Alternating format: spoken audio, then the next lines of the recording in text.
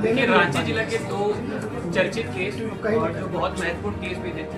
सबसे पहले जो केस नंबर जो रगड़ी का था, दलादली होती, जो हाल ही में हुआ था 15 अक्टूबर 2025 के आसपास, उसमें जो एक व्यक्ति हैं राधे श्याम साहू, उनके ऊपर 6 राउंड गोलियां बरसाई गई थी। उसमें जो 2 शूटर थे हमारे, जिसका नाम, एक का नाम था चंदन और अविनाश, उन दोनों को हम लोगों ने अरेस्ट कर लिया था और उनको न्यायिक हिरासत में भेज दिया गया था। पर इसका जो मेन षड्यंत्र रच रहा था, जिसने पूरा षड्यंत्र रचा था, जिसका नाम था अभिषेक कुमार उर्फ सूरज सिन्हा, उसकी गिरफ्तारी भी हम लोग के द्वारा कर दी गई है।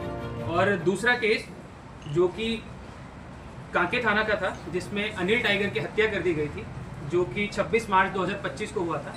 उसमें भी जो 2 महत्वपूर्ण शूटर थे, जिसका नाम अमन और रोहित था, उनको भी हमने अरेस्ट कर लिया था और न्यायिक हिरासत में भेज दिया गया था। इस केस में भी जो मेन कॉन्स्पिरेटर था या फिर षड्यंत्रकर्ता था, वो व्यक्ति था आपका अभिषेक कुमार उर्फ सूरज सिन्हा।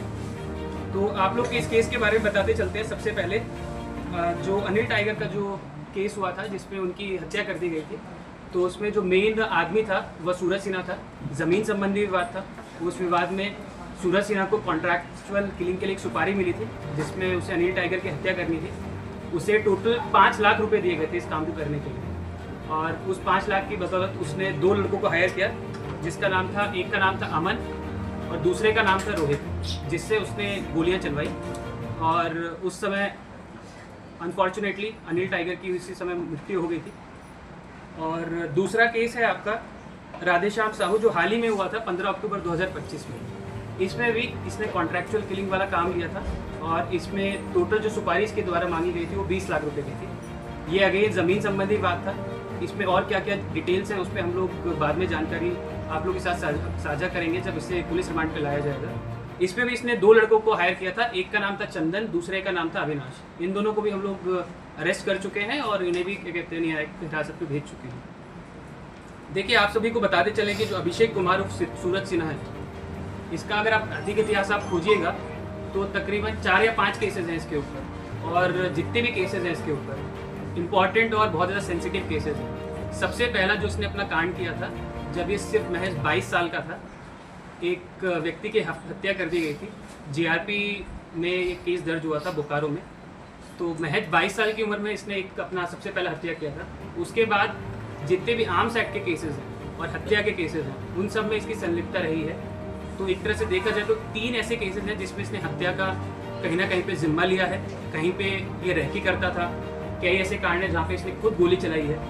तो इसका पकड़ाया जाना रांची पुलिस के लिए काफ़ी समय से सरदर्द बना हुआ था। और आप लोग को बताते भी चलें कि इसने ओपन चैलेंज किया था, जो कि हमें काफ़ी माध्यम से पता चला था कि रांची पुलिस हमको पकड़ के दिखाए।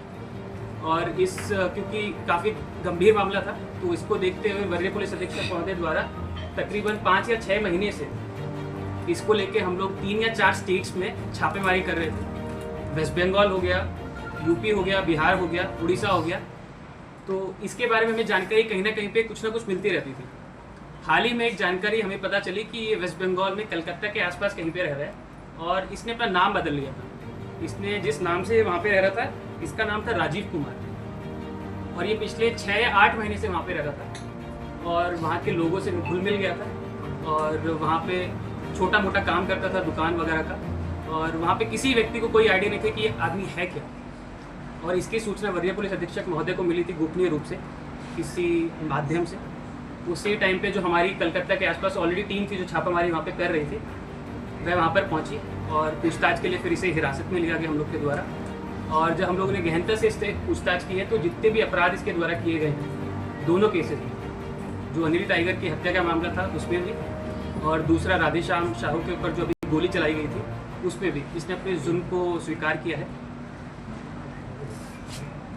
एक चीज़ और बताएंगे, इसका जो इतना कॉन्फिडेंट रहता था ये कि हमको पुलिस नहीं पकड़ सकती है, इसका रीज़न मेन ये था कि इसको लगता था कि हम फ़ोन यूज़ नहीं करते, और जितने भी प्रतिबंधित ऐप हैं, जैसे मान लीजिए जांगी ऐप है या फिर और कोई ऐप हो गया, उसका प्रयोग ये करता था।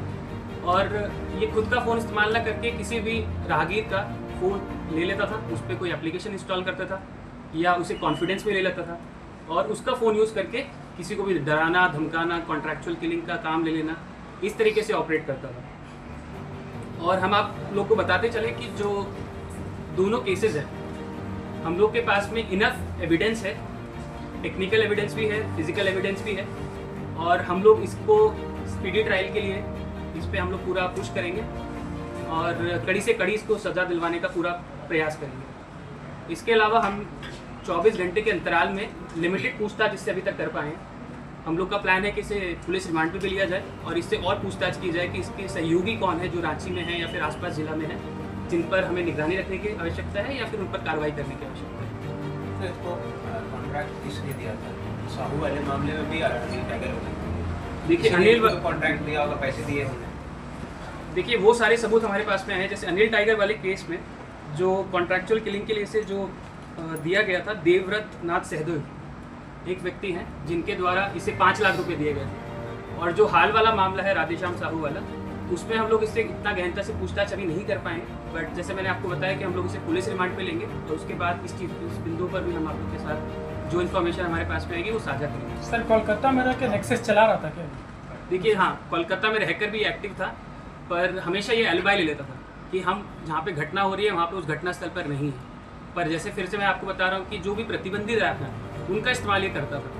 और जानकी हो गया या फिर इंस्टाग्राम हो गया, उनको भी यूज़ करता था। इंस्टाग्राम के मैसेंजर पे जाके लोगों से कॉन्ट्रैक्ट करना। जैसे जो हाल ही में जो घटना हुई है जिसमें अमन और ये चंदन और अविनाश के द्वारा जो फायरिंग की गई थी, इसकी जंगी पे ही बात हुई थी इन दोनों व्यक्तियों से। और इसका अभी भी कहना यही है कि हम घटनास्थल पर नहीं थे तो हमारा इन्वॉल्वमेंट नहीं है। परंतु इसके अलावा हमारे पास में टेक्निकल एविडेंसेस हैं जिससे हम प्रूव कर सकते हैं कोर्ट में भी कि ये किसी न किसी रूप में इस घटना में इन्वॉल्व है। फिर दोबारा से एक्टिव हुआ था ये 2 घटना के बाद जंगी ऐप का इस्तेमाल करने के लिए फिर किसी तरह से भी रांची में कोई और घटना करने को लेकर के एक्टिविटी दिखी नहीं? देखिए अभी तक जितना हम लोग टेक्निकली थोड़ा एग्जामिन कर पाए हैं उसमें डेफिनेटली इसका कहीं ना कहीं पे इन्वॉल्वमेंट है। और अगर ये पकड़ाया नहीं जाता तो कोई भी अप्रिय घटना सिर्फ रांची जिला ही नहीं, सीमावर्ती जिलाओं में भी कहीं भी कर सकता है। और पुलिस रिमांड पे लेने के बाद इस पर और हम लोग अच्छे से आपको सूरज सिन्हा मूलतः रहने वाला कहाँ का और इसके परिवार से भी इस तरह की गतिविधियों में किसी का नाम पहले था? देखिए रहने वाला मूलतः रांची का ही है, हरमू रोड के पास में इसका घर है। और वैसे इसके परिवार से हम लोगों ने उस तरीके से पूछताछ नहीं की है, वो भी हम लोग करेंगे। और परिवार के भी किसी व्यक्ति का अगर किसी भी रूप में कहीं पे इन्वॉल्वमेंट आता है तो उस पर भी हम लोग कार्रवाई करेंगे। ठीक है, थैंक यू।